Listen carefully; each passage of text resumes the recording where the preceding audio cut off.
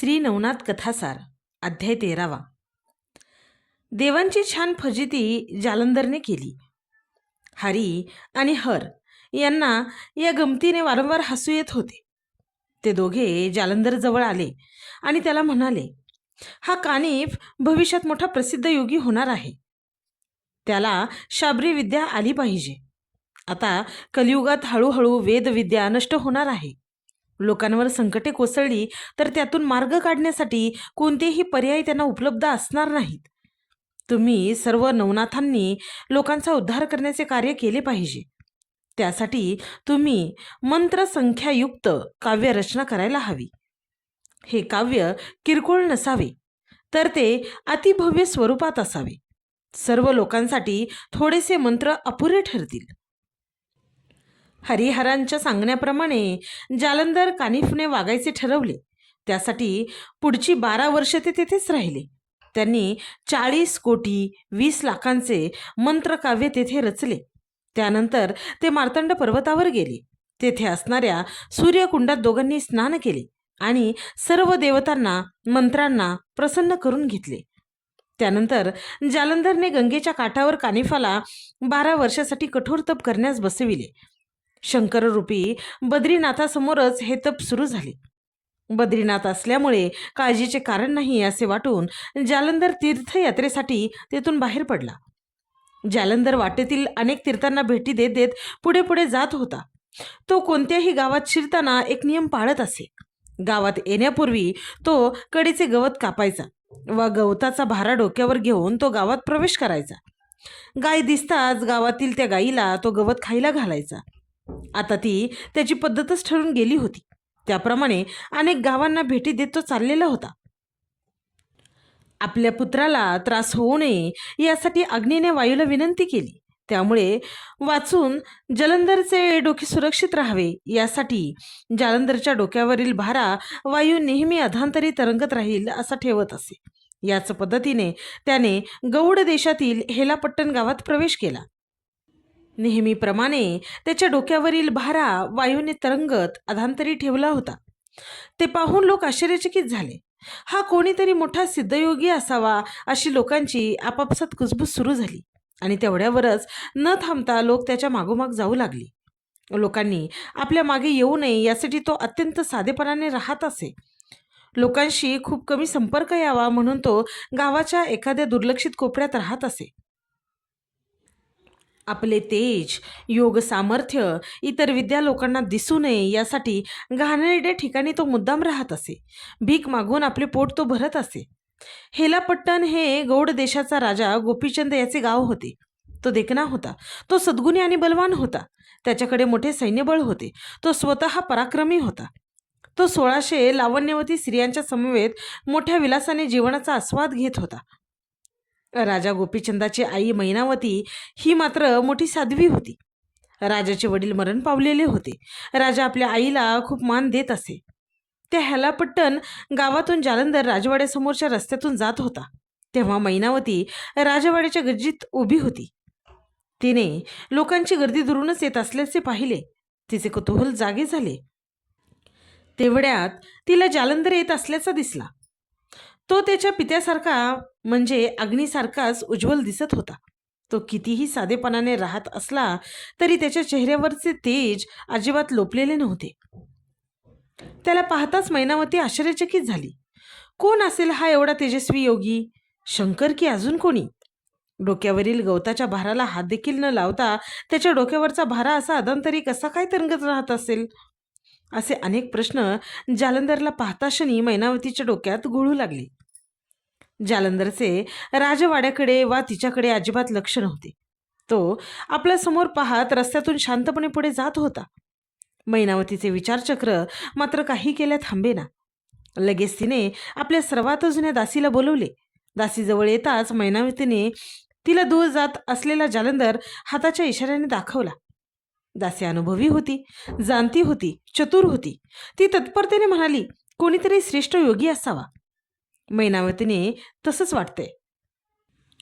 जा, तो कोण, कुठून आला, कोठे उतरलाय, कोठे जाणार आहे आधीची चौकशी कर. त्याच्याबाबतच्या सर्व बारकाव्यांचा शोध घेऊनच परत ये. असं त्या हुशार दासीला तिने सांगितलं. बरं, ठीक आहे असं म्हणून ती दासी तिथून बाहेर पडली व आपल्या कामाला लागली. ती दासी राजवाड्याच्या लगेच बाहेर पडली. तिने अंतर ठेवून जालंधरचा पाठलाग सुरू केला.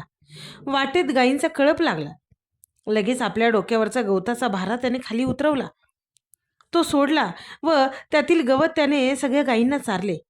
एव्हाना त्याच्या मागोमाग येणारे सर्व लोक पांगले होते. आपल्या मागे कोणी नाही हे पाहून तो आपल्या तंद्रीत वेगाने पुढे जाऊ लागला. त्याने खूप गल्ल्या ओलांडल्या. एके ठिकाणी गावाची घाण एकत्र येण्याची जागा होती. सगळ्या गावाचा कचराही तेथे एकत्रित रूपात मोठ्या प्रमाणावर टाकला जात असे.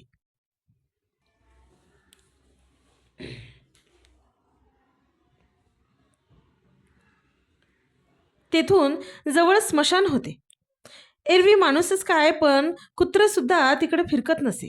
अशा अत्यंत घाणेरड्या निर्जन जागी जालंधर गेला.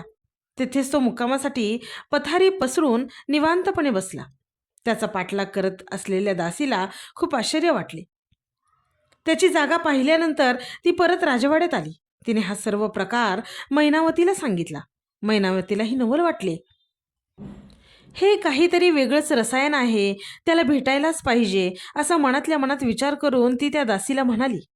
रात्री निजानीज झाली की आपण दोघी जणी गुपचूप बाहेर पडून त्या योग्याला भेटून येऊ. त्यानंतर ती दासी तिच्या दुसऱ्या नेहमीच्या कामासाठी तेथून निघून गेली. त्या दिवसाच्या रात्रीची मैनावतीने आतुरतेने वाट पाहत होती. एकदाची रात्र झाली. जेवणानंतर राजवाडा सामसूम झाला. पहारेकऱ्याला दासीने अगोदरच पूर्ण कल्पना देऊन ठेवलेली होती. त्याच्या व्यतिरिक्त राजवाड्यात कोणीही जागे नाही हे पाहून मैनावतीने मध्यरात्री फळे आणि शडस अन्न यांनी एक ताट भरले. तिने सकाळच्या त्या ज्येष्ठ दासीला बोलवले. दोघींनी काळ्या घोंगड्या अंगावर घेतल्या आणि गुपचूप दोघीजणी राजवाड्याबाहेर पडल्या. जालंधरने दासीने सकाळी जालंधरची जागा पाहिलेली असल्याने इतरत्र कुठेही लक्ष न देता झपाझप चालत त्या दोघी तेथे पोहोचल्या. मैनावती जालंधरला पाहताच पटकन पुढे आली आणि तिने त्याला दंडवत घातले. दासीने ते ताट त्याच्यासमोर ठेवले. जालंधरला निवांतपणा पाहिजे होता. त्याला कशाची अभिलाषा नव्हती. आता आलेले संकट घालवण्यासाठी त्याने वेड्याचे नाटक केले. शेजारी पडलेले मोठमोठे दगड उचलून त्या दोघींना त्याने फेकून मारले. पण त्यांचा मार खाऊनही मैनावती भिवून दूर पळाली नाही. ती जागेवर थांबली. तेव्हा तिचे धैर्य पाहून जालंधरने तिला विचारले, तुमचे नाव काय? माझ्याकडे एवढ्या रात्री कशासाठी आलात? जालंधर बोलल्यामुळे मैनावतीला आनंद झाला. लगेच तिने सांगितले, स्वामी, मला हे जीवन नको, मला मोक्ष हवा आहे. माझे पती त्रिलोचन महाराज बऱ्याच वर्षांपूर्वी मृत्यू पावले आहेत. त्यांच्या मागे मी माकडणीसारखे विधवेचे जीवन जगत आहे. मीही मरणार आहेच. तुम्हीच मला या जन्म मृत्यूच्या चक्रातून सोडवा. तेव्हा जालंधरने परत विचारले, पण तू कोण आहेस? त्यावर मैनावती पुढे म्हणाली, या वंग देशाचा राजा गोपीचंद याची मी आई आहे आणि ही माझी आवडती दासी आहे. ते ऐकून जालंधर पटकन म्हणाला, राजमाते, एवढ्या अपरात्री तू येथे कशासाठी आलीस? तू येथे आल्याचे कोणी पाहिले तर तुझ्याबरोबरच राजाचीही किती दुष्कीर्ती होईल. याची कल्पना नाही का तुला? पहाट होत झाली आहे. थोड्याच वेळात उजाडेल.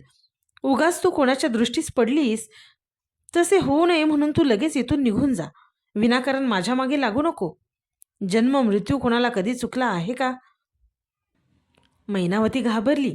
ती जालंधरला म्हणाली, स्वामी, तुम्ही मोक्षदाते आहात. मला नाकारू नका. मला या जगातले काही नको. मी रोज रात्री येथे येऊन तुमची सेवा करत जाईन. मी तुम्हाला शरण येते.